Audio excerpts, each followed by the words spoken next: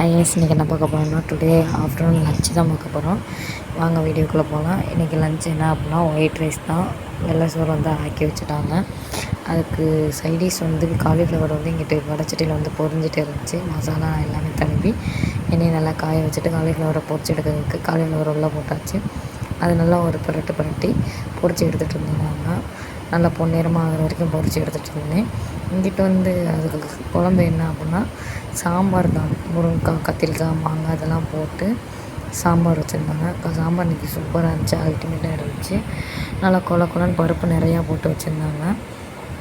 சாம்பார் நல்லா வாடையாகவும் இருந்துச்சு. White rice போட்டு அந்த சாம்பாரை ஊற்றி பொரிச்சு வச்ச காலிஃப்ளவர் நல்லா இன்றைக்கி நிறையா ஆஞ்சு வச்சுருந்தனால நிறையா காலிஃப்ளவர் இருந்துச்சு. காலிஃப்ளவர் எடுத்து வச்சு அதோட சாப்பிடும்போது அல்டிமேட்டாக இருந்துச்சு. இன்றைக்கி உங்கள் வீட்டில் என்ன சாப்பாடுன்றதை மறக்காமல் கமெண்ட் பண்ணுங்கள். அடுத்த இன்ட்ரெஸ்டான வீடியோ சமையலை பற்றி வீடியோஸ் வரப்போகுது. மறக்காமல் நம்ம சேனலை சப்ஸ்கிரைப் பண்ணுவோம். ஓகே பாய், அடுத்த வீடியோவில் பார்ப்போம்.